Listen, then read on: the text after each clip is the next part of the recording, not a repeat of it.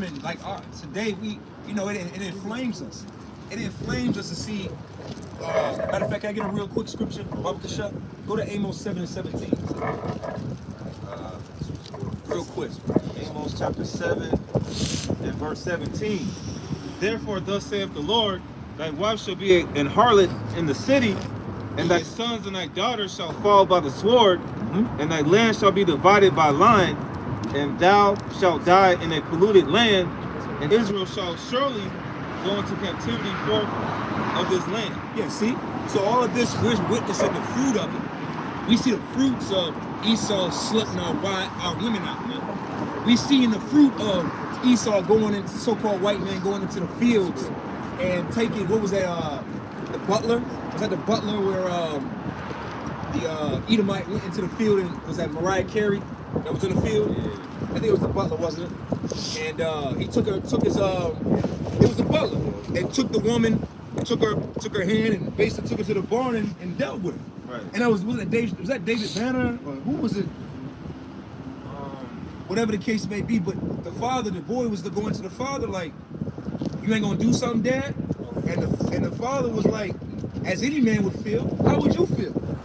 Every man out here, we can talk all the shit we want about, hey man, my woman ain't shit, but let Esau come in your house and rape your woman right now and see how the fuck you gonna feel.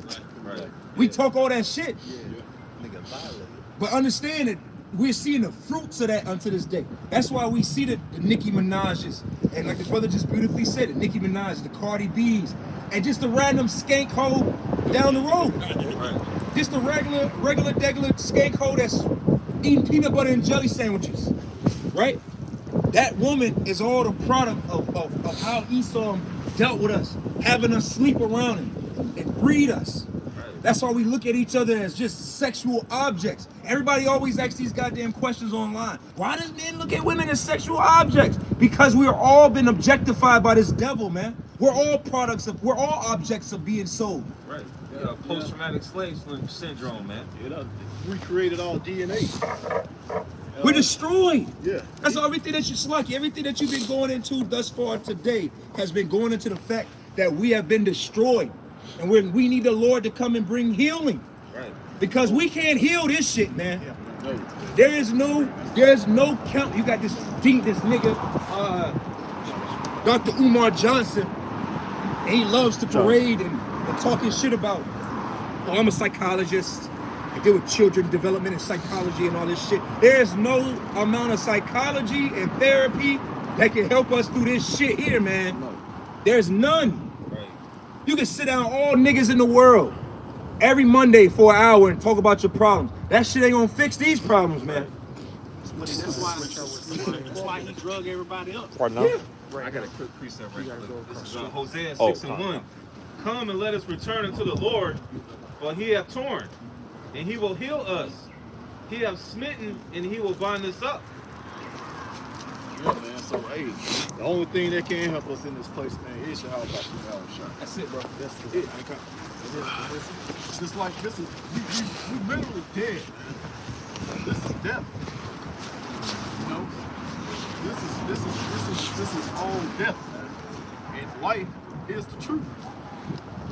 You know, that's what we put all hope and trust and faith in. There's nothing in America that we want. I mean, we can have a little pleasure in certain things that we have, as far as, you know, the best we're gonna get out of this place. You know, whether it's a certain type of music or certain meals, this food is even, and care less about this bullshit, man. Brother, that's the point of what makes us angry at everything. We're sighing and crying because, like you said, the things of which the Lord set forth even on the earth to bring pleasure to you, you don't get pleasure in them anymore. The Lord set music up. The Lord created the spirit of instruments and the creation of music to soothe your spirit. You listen to music, you get demons on you. You get angry, you get pissed off, right?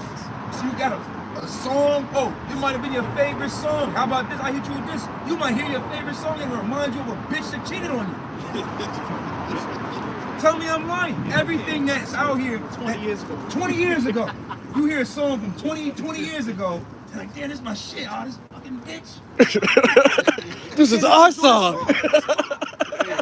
Man, I hit it there. Personally, Yeah, it's a see? song that I don't even want to hear. Me too. Because every time it come on, it takes me back. Every time I heard that song, it was something bad going on. I'm telling you. Something real bad was going on with me every time that song played. And the song is sad as shit too. See? I don't want to hear that song since day, man. Food. You can't sit down and eat food. The scriptures say we would eat and still be hungry. Come on, man. Drink and still be thirsty. You know, that's part of the curses, man. This place is one big curse. You know, we can't wait to escape out of here, man.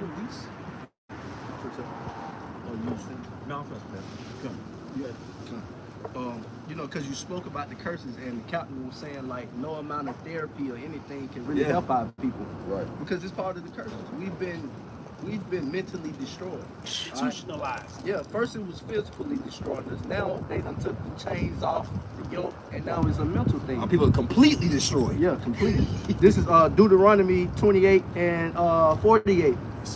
Therefore shalt thou serve thy enemies, which the Lord shall send against thee, in hunger and in thirst and in nakedness and in want of all things, and he shall put a yoke of iron upon thy neck until he have destroyed thee. Yeah, you know, we have to go to our enemies for all things. Those things that we receiving is not of us, so it's wicked. Because our enemies are the wicked, man. So everything that we receive we got spirits on, we got demons on. You know, our houses, money, our job, everything is wicked. Can you read that one more time about the shop?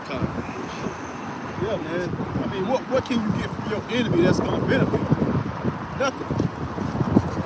Deuteronomy chapter 28 and verse 48. Therefore shalt thou serve thy enemies, which the Lord shall send against thee, in hunger and in thirst and in nakedness and in want of all things, and he shall put a yoke of your iron upon thy neck until he have destroyed thee. Yeah, man, that yoke of iron, you know, it was an actual physical yoke of iron that was